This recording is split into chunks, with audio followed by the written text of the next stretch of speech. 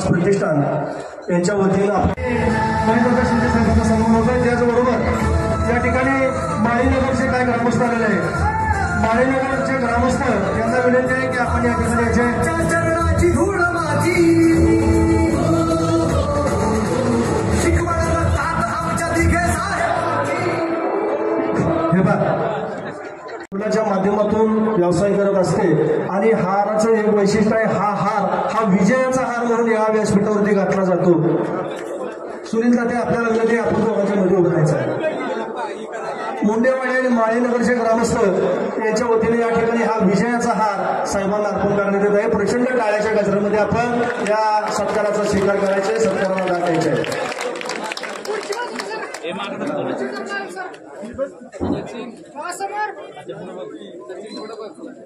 या ठिकाणी या माळीनगर आणि मुंडेवाडी यांच्या वतीनं विजयाचा हार घालून सन्मान होतो। यानंतर मी विनंती करतो ज्या राष्ट्राच्या आपण पंचक्रोशीत या ठिकाणी सर्व गावातील कार्यकर्त्यांची सभा या ठिकाणी होते। या सभेला उपस्थित असणारे तुम्हा सर्वांचं दैवत श्रीमंत छत्रपती खासदार उदयनराजे भोसले ज्यांना यायला उशीर होतो ते सातारा जवळीचे खासदार श्रीमंत छत्रपती शिवेंद्रबाबा भोसले,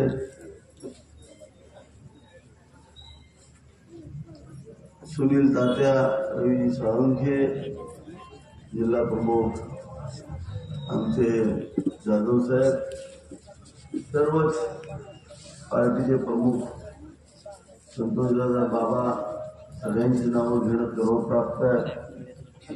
परंतु इथल्या नेत्यांमधला उत्साह पाहून काय थांबवायला वाटलं नाही।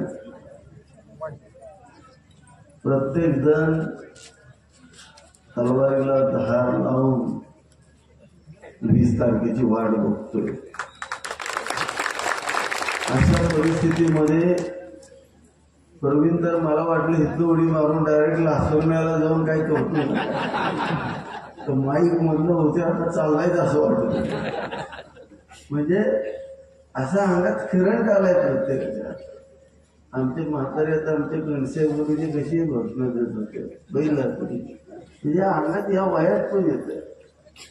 महिला पण महाराज फिरताना म्हणतात कोणचा म्हणतो येत नाही आल्याशिवाय आता महिला हे जर पावसा द्यायला लागल्या तर या मतदारसंघाच्या अवस्था काय असणार तुम्ही मला सांगा। परंतु 2019ला आपण जो विश्वास आमच्यावरती टाकला विधानसभा सदस्य झालो, आपल्या सगळ्यांच्या आशीर्वादाने झालो। 5 वर्षामध्ये प्रामाणिकपणे आपली सेवा केली। आज आपण पुन्हा एकदा ही निवडणूक लढतोय।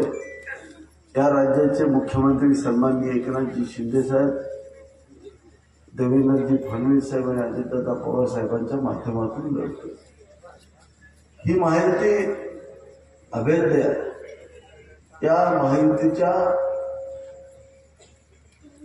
जी काही या महायुतीनं मागच्या 22 महिन्यामध्ये विकास कामं या महाराष्ट्रात केली, सामान्य माणसाला ताकद द्यायचं ज्या ठिकाणी काम केलं त्या महायुतीच्या माध्यमातून आज आम्ही त्या ठिकाणी निवडणूक लढतोय। फेक नॅरेटिव्हच्या बाबतीत सगळेच बोलले। आमचा विरोधी उमेदवार आहे, हे उमेदवार 15 वर्ष या ठिकाणी नेतृत्व करतात, परंतु त्यांनी पालकमंत्री असताना सुद्धा विधिमंडळ सदस्य असताना या ठिकाणचं एक सुद्धा ठोस काम न केल्यानं आज ते जे इथे निवडणूक लढतायत ती निवडणूक नॅरेटिव्हचा आधार घेऊन लढतायत। ही शोकांतिक आहे आणि हा त्यांचा नैतिक पराभव आहे, लक्षात घ्या। एखादा नेता संधी मिळाल्यानंतर आपण केलेल्या कामांचा पाढा वाचतो हे कुठला पाडाव असतात? अरे मी पालकमंत्री होईल, मी महाराष्ट्राचं नेतृत्व घेईन, मला तुम्ही संधी द्या. अरे मी खासदार होईल, केंद्रीय मंत्री होईल आणि गुलालामध्ये नाचेल. अरे गुलालामध्ये नाचलं बी आणि कार्यकर्ते उचकळून काढले बी. महाराज साहेब, यावेळेला माणसं खुश झाली बघा. काय काय असं नाही, इलेक्शनला काय झालं माहित नाही, पण माणसं खुश का झाली माहिती आहे का? एवढे बॅनर छापले होते आणि यावेळेला ज्वारी बी मजबूत झाली होती. त्यामुळे कडबालही आमच्याकडे होता, गुंजिले मोठ्या लागले होते. मग बॅनरचा उपयोग झाला का नाही गंजी दाखायला? कुठंतरी उपयोगी पडलंय म्हणा. गंजी उभा होईल पण झाकायला उपयोगी पडलं. परवा डिस्कसच्या सभेत म्हणले, तुम्ही माझं फार नुकसान केलं, मी केंद्रीय मंत्री झालो असतो. अरे किती जनतेला गंडावं म्हणे का? केंद्र सरकार मंत्री होतं का पडल्या मंत्री होतं? आणि कार्यकर्ते बी असलं हुशार आहे ते, कळत बी नाही का कळून समजत नाही हे बी कळत नाही. त्याला मधला एक शब्द असतो बोंगाडा. म्हणजे कार्यकर्ते म्हणतात हे पडलं तरी पालकमंत्रीच होईल. आता हाय, आता हाणलं तरी पाहिजे, कशाला सोडलं पाहिजे? मिळतंय फुकटचं तर सोडायचं कशाला? कार्यकर्ते पण चांगल्या मूडमध्ये खचून म्हणतात, काय ढिलं नाही सतीशराव. कार्यकर्त्याची जिवाळी जोरात चाललेली आहे. मग त्यांचा कार्यकर्ता उठतो, लासोऱ्याच्या बंगल्यावर जातो, साहेब आज 15 जणांचा पक्षप्रवेश, फोटो पडतात. मी उठतो, अरे किरण बाबा की बघ ही निगडीत ती कोणतरी फुटले ती का बघ जरा.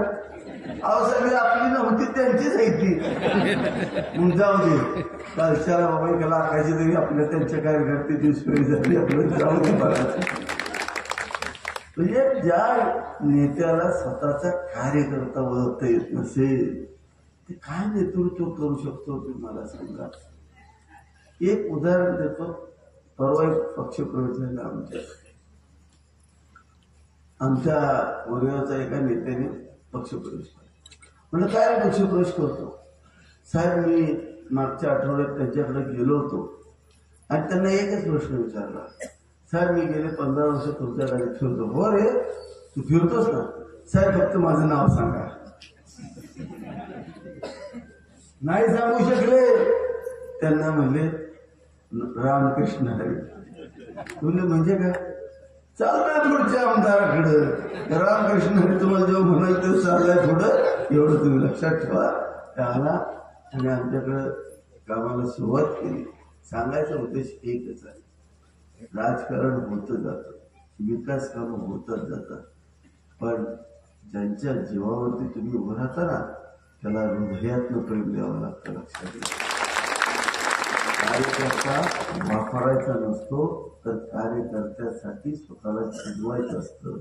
आणि हा या सातारा जिल्ह्याचा इतिहास आहे. स्वर्गीय यशवंतराव चव्हाण साहेबांचा जिल्हा ज्यावेळेला आपण म्हणतो त्यावेळेला त्यांच्या विचारांनी झालेली जी क्रांती आहे त्याचा आपण विचार करायचा. नुसती नावं घ्यायची, नुसता दंगा करायचा. अरे विचार करा, ज्या ओबीसी संघटनेनं तुम्हाला इथं डोक्यावर घेऊन नाचले, ती संघटना आज महेश शिंदे सारख्या एका साध्या सामान्य 5 वर्षाच्या आमदाराकडे कशासाठी आली? हे तुमचा नैतिक पराभव नाही का? ज्यांनी तुमच्यावरती जीवापाड प्रेम केलं ती जनता तुम्हाला सोडून बाहेर का पडते? कारण तुम्ही जनतेच्या उपयोगी जरी पडलाच नाही तुमचं म्हणणं असतं जनता ही वापरण्यासाठी असते, एका इलेक्शन पुरती असते आणि पुन्हा 5 वर्षांतर पैसे देऊन तिला वापरायचं असतं. ही संस्कृती सातारा जिल्ह्याची नाही, ही दाखवायची वेळ आपल्याला 20 तारखेच्या मतदानातून येणाऱ्या लक्षात घ्या. 20 तारखेचं जे मतदान होईल ते भूमिपुत्रांचं असेल. इथला भूमिपुत्र आज आमचा माणूस हाच या मतदारसंघाचा सेवक असला पाहिजे आणि त्यासाठी आपण मतदान करावं. गेल्या 5 वर्षामध्ये प्रत्येक गाव स्वच्छ आणि सुंदर करण्याचा प्रयत्न केला. आम्ही कधीही विचार केला नाही त्या गावची लोकसंख्या किती.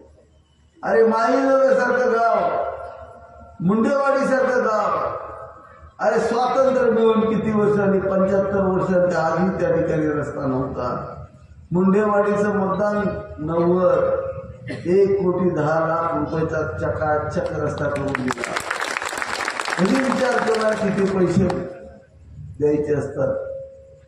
माळीनगरला आमचे जिहाचे पाटील आले असतील, सगळे रोहित बापू आहेत, सगळे आले होते. त्यांनी सांगितलं की साहेब पांदीचा रस्ता तेवढा मुरुम टाकून द्या. मुरुम तर टाकला, पण पुढं काय केलं, 5 कोटी रुपयाचा डांबरी रस्ताच बांधायला घेतला. आता अंगापूरला जिह्यातनं यायचं असतं तर वरचा घालण्याची गरज नाही. डायरेक्ट जिह्यातनं अंगापूर पर्यंतचा रस्ता येत्या 4 महिन्याच्या पूर्वी लक्षात घ्या. रस्त्याचं जाळं उडतं. आपण गावं सुंदर करतोय, पण त्याच्याबरोबर एक सुंदर निर्णय राज्याचे मुख्यमंत्री आदरणीय एकनाथजी शिंदे साहेबांनी घेतला. अरे असे निर्णय घ्यायला काहीच लागतं. सातारा तालुक्यामधली जी गावं पाण्यापासून वंचित होती, वरणे, अंगापूर, तारगाव, पलीकडची सगळी गावं पाण्यापासून, सिंचनापासून वंचित होती, त्या गावांचा समावेश झेलगडापूर योजनेमध्ये करावा हा आग्रह ज्यावेळेला आम्ही केला, त्यावेळेला आदरणीय मुख्यमंत्र्यांनी गोरेगाव तालुका, खटाव तालुका, सातारा तालुक्यातल्या वंचित गावांना पाणी देण्याचा निर्णय केला आणि 2 TMC पाणी कोरेगाव मतदारसंघाच्या नावानं केलं. भविष्यामध्ये आमचा वरण्याचा तलाव 12 महिने भरून राहणार हे तुम्ही लक्षात ठेवलं पाहिजे आणि त्याचा फायदा दोन्ही अंगापूरला होणार आहे. म्हणजे आम्ही सिंचनाची 3 टायर सिस्टीम तयार करतोय.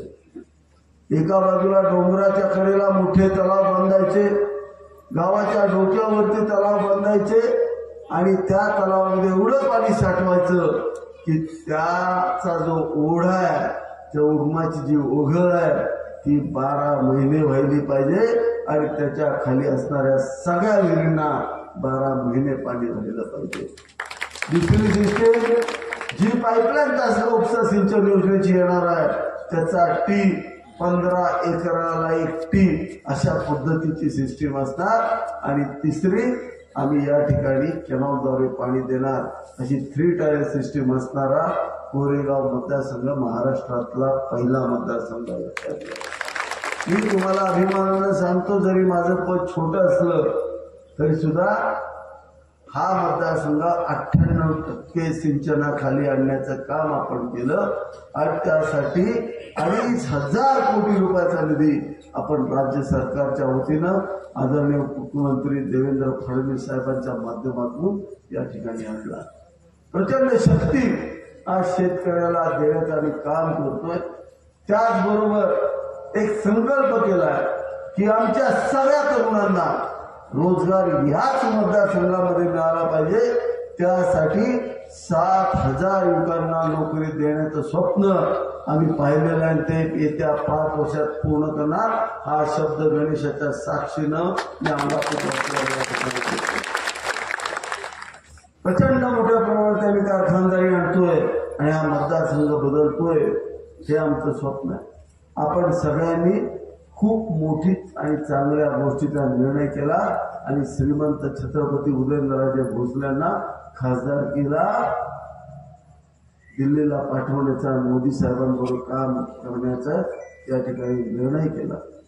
या निर्णयामुळं आज आपल्याला सिंचनासाठी 2,500 कोटी मिळाले. भविष्यामध्ये आपल्याला फार मोठे 2 महामार्ग बांधायचे, त्याचा पण निधी महाराज साहेब म्हणले देतो. गोरेगावमध्ये आपण साखर आणि इथेनॉलचं टर्मिनल बांधतोय, त्यासाठी सुद्धा महाराज साहेबांच्या माध्यमातून आपण या ठिकाणी प्रयत्न करतोय. फार चांगल्या पद्धतीचं काम या ठिकाणी करणार आहे. एक मुद्दा सगळ्यात महत्वाचा आहे. मागच्या वेळेला नदीला पाणी नव्हतं. प्रत्येक गोष्ट आम्ही सकारात्मक घेतो. ज्या पद्धतीनं जे गटापूरचं बॅरेज बांधलं गेलं त्या पद्धतीचे अजून 3 बॅरेज या मतदारसंघामध्ये बांधून सगळी नदी 12 महिने भरून ठेवणार हा शब्द आज या ठिकाणी तुम्हाला देतो. आता वेळ झालेला आहे. महाराजांना पण ऐकायचं. पुनश्च एकदा आपण सगळ्यांनी 20 तारखेला 2 मशीन समोर असतील. पहिल्या मशीनवरती पहिल्या नंबरला धनुष्यबाणाच्या समोरचं बटन दाबायचं. आमच्या जांभेच्या काही मुलांनी एक सुंदर घोषणा या ठिकाणी केली होती. अगदी सुंदर. पदयात्रेला गेलो होतो, फार उत्साहात घोषणा देत होत्या. घोषणा फार छान होती. तुमचं आमचं एकच सूत्र, भूमिपुत्र. तुमचं आमचं एकच सूत्र, तुमचं आमचं एकच सूत्र, तुमचं आमचं एकच सूत्र. रामकृष्ण. त्यानंतर आपल्या कार्यकर्त्यांवर प्रसन्न होऊन राहुल मोहन कनसे, दत्तात्रय गुरव, विनोद जिजाबा कनसे, बाळकृष्ण शरण कनसे, आदित्य पवार, सूरज कनसे, गणेश खिलारे आणि प्रवीण पावसकर यांचा या ठिकाणी जाहीर प्रवेश होतोय. कृपया मी ज्यांची नावं घेतली त्यांना सन्मान्य व्यासपीठ आणि आज या संपूर्ण अंगापूर परिसरात आल्यानंतर बऱ्याचशा जुन्या गोष्टींना उजाळा मिळतो. बऱ्याचशा आठवणी नजरेसमोर येतात. पण मात्र आजची ही जी सभा आहे, ही सभा माझे मित्र, आपल्या सगळ्यांचे लाडके, आजचे आमदार आणि उद्याचे भावी आमदार महेश दादांना निवडून आणण्याचा निर्धार करण्याकरता आपण या ठिकाणी आपण सगळे आलात, त्याबद्दल आपल्या सगळ्यांचं स्वागत आणि आपली पुन्हा एकदा आभार मानतो. समोरचं जे उमेदवार आहेत, या अगोदर अचानक ते मुंबईहून प्रकट झाले आणि जावळी मतदारसंघात जवळपास 1-2 नाही तर 10 वर्ष लोकांनी तिथं त्यांना निवडून दिलं. त्या भागातले होते, पण त्या भागात सुद्धा आपण जर गेला, त्या भागातले ते भूमिपुत्र होते. पण त्या वेळेस सुद्धा त्या 10 वर्षाच्या कालावधीत कुठल्याही प्रकारचं त्यांनी त्यांच्या हातून कुठलंही काम झालेलं तिथं पाहायला मिळत नाही. आणि त्यामुळं अशा समोरचा जे उमेदवार आहेत, ज्यांना ज्या भागातलं भूमिपुत्र असताना त्या भागात काय करता आलं नाही आणि मग कुठंतरी कोरेगाव मतदारसंघात येऊन या ठिकाणी त्यांनी आपण सगळ्यांनी त्यांना पुन्हा 2 टर्म म्हणजे 10 वर्ष निवडून दिलं. एक बाहेरचा उमेदवार असून आपल्या सगळ्यांचं मोठेपण आहे की आपण त्याला निवडून दिलं. पण मात्र त्या भागात म्हणजे जावळी मतदारसंघात सुद्धा त्यावेळेस त्यांना काय जमलं नाही तिथले भूमिपुत्र असताना, तर मग ह्या संपूर्ण परिसरात बाहेरनं येऊन ह्या मतदारसंघातल्या व्यथा त्यांना कळणार तरी कशा? आणि नेमकं तसंच घडलं म्हणजे काय की लोकांच्या मनात एक विचार आला. विचार कसला? तर परिवर्तनाचा, बदल पाहिजे. परिवर्तनाचा विचार कधी मनात येतो? ज्या वेळेस आपण एखाद्या व्यक्तीला निवडून देतो आणि त्या व्यक्तीकडनं आमदार असेल किंवा खासदार असेल, लोकप्रतिनिधी नात्याने लोकांच्या अपेक्षा असतात, मूलभूत अपेक्षा असतात की सुखसोयी आम्हाला इथं झाल्या पाहिजे, रस्ते असतील, दळणावळणाचे, पाण्याचा प्रश्न असेल. आणि त्यामुळं तुम्हाला सांगतो की कुठल्या प्रकारचं या 10 वर्षात गेल्या त्यांच्या कार्यकाळात 10 वर्षाच्या कालावधीत कुठल्याही प्रकारचं काम, ठोस असं काम झालेलं पाहायला दिसत नाही. या उलट परिवर्तन झालं. भूमिपुत्र, एक सर्वसामान्य कुटुंबातला एक मुलगा तुम्ही निवडला आणि तुमचा हा म्हणजे ज्येष्ठांचा मुलगा, माता भगिनींचा भाऊ, तरुणांचा मित्र असा तुम्ही निवडला की त्यांनी या 5 वर्षात जे गेले अनेक वर्षात काय घडलं नाही तेवढं या 5 वर्षाच्या कालावधीमध्ये त्या संपूर्ण मतदारसंघाचा कायापालट केला. खऱ्या अर्थाने त्यांना जेवढं त्यांचं कौतुक करावं तेवढं थोडंच आहे. कौतुक याच्याकरता कारण रात्रंदिवस मी पाहतोय जसं महेशला, रात्रंदिवस कधी पण तिकडं जा, मग हे आपल्याला काम करायचंय, केंद्रात जा, मग ते फंड्स पाहिजे, इकडनं येते. ही तळमळ कधी असते?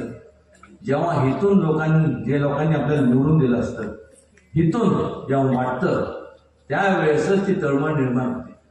मनापासून जेव्हा आपण लोकांचा विचार करतो, त्यांच्या सुखसोयी त्यांना कशा मिळायला पाहिजे, त्यावेळेस आपल्याला हे कामं पूर्णत्वास झालेले पाहायला मिळतात.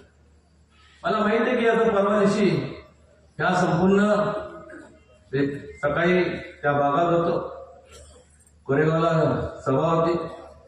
येत असताना तिथं मागं सुद्धा एकनाथ शिंदे साहेबांची सभा झाली आणि त्यावेळेसचा जो पेंडावर बघितला तो एवढा मोठा होता आणि मी विचार करत होतो की नेमकं आता इथं सभा होणार कोण, म्हणजे संपूर्ण त्याच्या निम्म्यानी सुद्धा तो पेंडॉल तिथं जो आता उभं करण्याचं काम चाललंय त्याचं कारण म्हणजे परवा दिवशी 16 तारखेला शरद पवारांची साहेबांची तिथं सभा आहे. आता मला सांगा, आज आपण जर विचार केला भारताची की स्वातंत्र्य मिळाल्यानंतरचा जर काळ पाहिला तर संपूर्ण काँग्रेसची सत्ता केंद्रात आणि राज्यात आणि प्रत्येक, केवळ महाराष्ट्रात नाही तर प्रत्येक राज्यात होती. मग हे आता येऊन काय सांगणार पवारसाहेब? काय असं वेगळं सांगणार? एवढ्या वर्षात त्यांचा संधी असताना त्यांनी काय केलं नाही.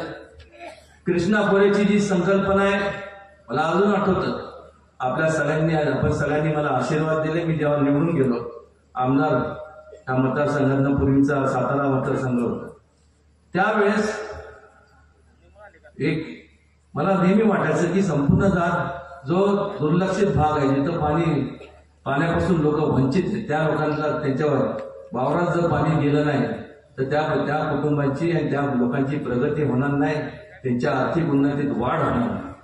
ती संकल्पना मांडली त्यावेळेस मुंडे साहेब उपमुख्यमंत्री होते. पण ह्या अगोदर शरद पवार साहेब आणि त्यांचे सहकारी होते, ते सत्तेत होतेच ना, पण त्या काळात त्यांनी कधीही याचा विचार केला नाही. तुमच्याकडं फक्त एक मताचं गट्टा म्हणून पाहिलं गेलं. तुमचं मत हवंय का? अनेक वर्ष त्यांनी घेतलं, तुम्ही दिलं, आपण सगळ्यांनी, पण तुमचं जे वैचारिक मत आहे ते कधीही त्यांनी विचारात घेतलं नाही.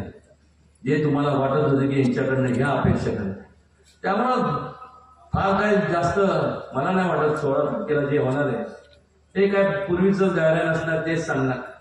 हा पश्चिम महाराष्ट्रात असं पाहायला गेला तर हा काँग्रेसचा बालेकिल्ला होता, आता राहिला नाही, परिवर्तन झालं. ठिकठिकाणी आपण वेगवेगळ्या आमदारकीच्या मतदारसंघात जर पाहिलं तर प्रत्येक ठिकाणी लोकांना आता काम करणारे लोक पाहिजे. त्याच्या अगोदर ज्या ज्या लोकांना निवडून दिलं त्यांनी लोकांचं काम नाही केलं, लोकांना कामाला लावण्याचं काम केलं, फक्त राजकारण केलं. आणि कुठंतरी आता आपण सगळे शून्य 21व्या शतकात आपण वाटचाल करत असताना जग वेगाने पुढे चालते आणि ह्या धावपळीच्या युगात, ह्या डेव्हलपमेंटच्या युगात कुठेही आपण मागं पडता कामा नये. आणि यासाठी मला खात्री आहे की महेश दादांच्या रूपाने एक चांगला उमद असं आमदार आपल्याला मिळालं. त्याची जपणूक, त्यांना आशीर्वाद देण्याचं काम आपण सगळ्यांनी करावं, एवढी या ठिकाणी मी विनंती करायला आवर्जून या ठिकाणी उपस्थित आहे. शिवेंद्रराजे सुद्धा येणार होते, पण ते सुद्धा उमेदवार आहेत आणि त्यामुळं त्याचा माझा येत असताना माझा फोन झाला. ते म्हणजे दादा तुम्ही तेवढं मला काय पोचता येणार नाही टायमात, आणि जावळी म्हणजे सगळा संपूर्ण डोंगरी परिसर आहे. तर मी ते म्हणाले की आपण ह्या 2 दिवसात संपूर्ण कारखान्यावर, संपूर्ण आमचे जे गटाचे जे लोक आहेत त्या सगळ्यांची, महेश दादा असतील, मनोज दादा असतील, यांच्या समावेत आपण तिथं मीटिंग, एक मोठ्या प्रमाणात मीटिंग घेऊ. आम्ही दोघंही, मी असेल, शिवेंद्रराजे असतील, आम्ही पूर्ण ताकदीने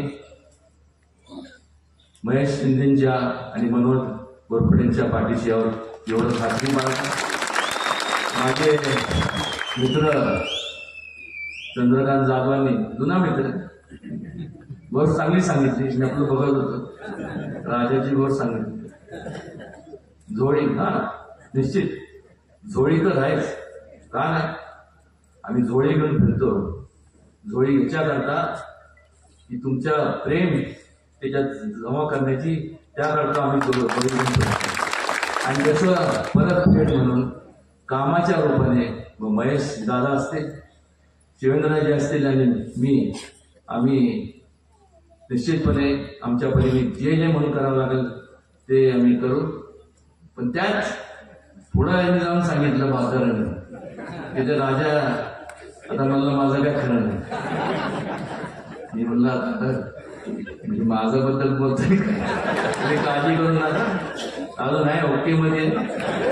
आणि कोणी जर आडवं आलं तर त्याला आडवं करण्याची अजूनही ताकद आहे. त्यामुळं कुठल्याही भूत आपण बळी पडू नका.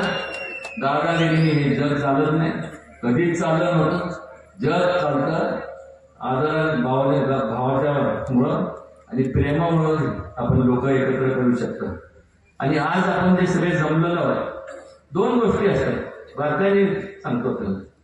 जेव्हा स्वार्थापोटी लोक एकत्र येतात, जेव्हा स्वार्थापोटी लोक एकत्र येतात, त्यांचे विचार विभिन्न असतात. ते एकत्र येतात कारण की त्यांच्या मनात एकच विचार असतो की आपल्याला सत्ता हस्तगत करायची. ती अवस्था महाविकास आघाडीची. हे का सांगण्याचं मतितार्थ एवढंच आहे की एकदा हे झालं की त्यांचा विचार वेगळे असल्यामुळं किंवा विचार आहे काय ते मला सुद्धा माहित नाही. हे आजपर्यंत कुठलंही विकास काम त्यांनी हाती घेतलं नाही या महाविकास आघाडीने. आणि त्यामुळे एकत्र ठेवण्याकरता त्यांना आमेज दाखवायला लागतो, दबाव ठेवायला लागतो किंवा लोकांना सारखं त्याच्यावर निग्रह ठेवावी लागते. पण या उलट महायुती जे संपूर्ण जी संघटना आहे, शिंदेसाहेब असेल, देवेंद्रजी असतील, अजितदादा असतील आणि आरपीआय मित्रपक्ष, हे सर्वजण जे आहेत हे एकत्र आले का विचारांनी आहे. आणि तो विचार आहे विकासाचा विचार, तुमच्या कल्याणाचा विचार. जो विचार छत्रपती शिवाजी महाराजांचा लोक कल्याणाचा विचार, तोच या महायुतीचा विचार आहे. आणि त्या विचाराने एकत्र आलेले लोक जेव्हा विचाराने एकत्र येतात, जसं आपण आज या ठिकाणी जमलोय, त्यावेळेस लोकांना एकत्र ठेवण्याचं कुठल्याही आपल्याला ताकदीचा वापर करावा लागत नाही. कारण की आपल्याला माहिती आहे आपल्या मनात काय विचार आणि आपण आपली दिशा ठरलेली आहे. त्यामुळं जेव्हा हे लोक विचाराने एकत्र येतात, ते फक्त तात्पुरते येत नाही तर कायमस्वरूपी येतात. ते आवर्जून या ठिकाणी मला विनम्रपणे नमूद करावं असं वाटतं. वेळ आता झालेला आहे. पण एवढंच सांगेन की 20 तारखेला जसं आज या ठिकाणी आपण मोठ्या संख्येने आहात. मगाशी मला म्हणजे अनेकांच्या भाषणात झालं की 40%, 50%. मला या ठिकाणी आवर्जून आपल्या म्हणजे जे पण म्हणजे जे आता उपस्थित आहेत जे म्हणजे जे आहेत पण या सभेला आले नाहीत, कदाचित माहीत नाही त्यांचं कारण काय असेल, पण त्या लोकांना मला माहिती आहे ते ऐकतात आहेत. मला त्यांना एक प्रश्न विचारायचा वाटतं की का तुम्हाला वाटत नाही का, जर समजा हे परिवर्तन जे घडलं का, तर सध्याचे जे विरोधी पक्षातले महायुतीचे जे उमेदवार आहेत त्यांनी त्यांच्या नाकर्तेपणामुळं कुठलंही काम न केल्यामुळं आज परिवर्तन घडलं. आणि परिवर्तन घडल्यानंतर हे चांगल्यासाठी परिवर्तन घडलं. चांगले विकास कामं मार्गी लागत असताना आपण स्वतःच्या तुम्ही सगळे जे म्हणजे तुम्ही म्हणजे आता जे या सभा लांबणं ऐकत आहे, तुम्ही तुमच्या स्वतःच्या अंतःकरणाला विचारा की तुम्हाला विकासाच्या मागे राहायचंय का तुम्हाला फक्त राजकारण करायचंय. राजकारण करत करत आयुष्य निघून जातं, कळणार सुद्धा नाही कधी काळाचे पांढरे झाले. पण मात्र एक लक्षात घ्या, उद्या तुम्ही जर महेश दादांना मतदान केलं नाही, महायुतीच्या मागे उभं राहिला नाही, तर तुम्ही तुमच्या कुटुंबात असलेले जे तरुण पिढी आहे त्यांचं फार मोठं नुकसान करताय. आणि ती जेव्हा मोठी होतील, आज जरी लहान असले तर उद्या या देशाचं भविष्य काळ जबाबदारी तुमची आहे, तुमची आमची आहे. त्यांना सगळं त्यांची प्रगती कशी व्हायची ती जर बघायची असेल तर मग महायुतीशिवाय पर्याय नाही. अन्यथा उद्या कालांतराने जेव्हा ते मोठे होतील ते तुम्हाला जेव्हा प्रश्न विचारतील की तुम्ही त्यावेळेस असं का निर्णय घेतला, त्यावेळेस कोणावरती ती वेळ येऊ नये. त्यावेळेस जेव्हा मुलं आपल्याला विचारतात, कोणावरती पण येऊ नये, पण शर्मिनी जर मान खाली घालावी लागली त्याच्यासारखं वाईट काही असू शकत नाही.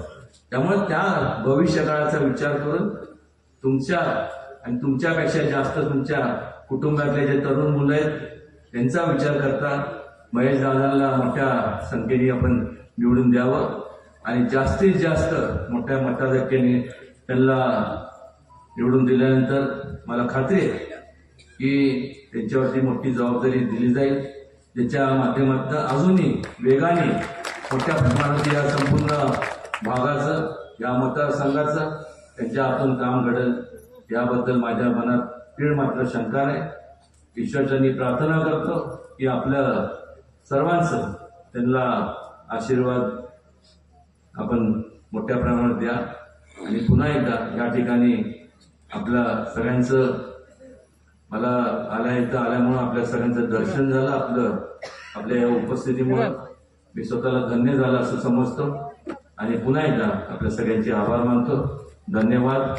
जय हिंद, जय महाराष्ट्र, जय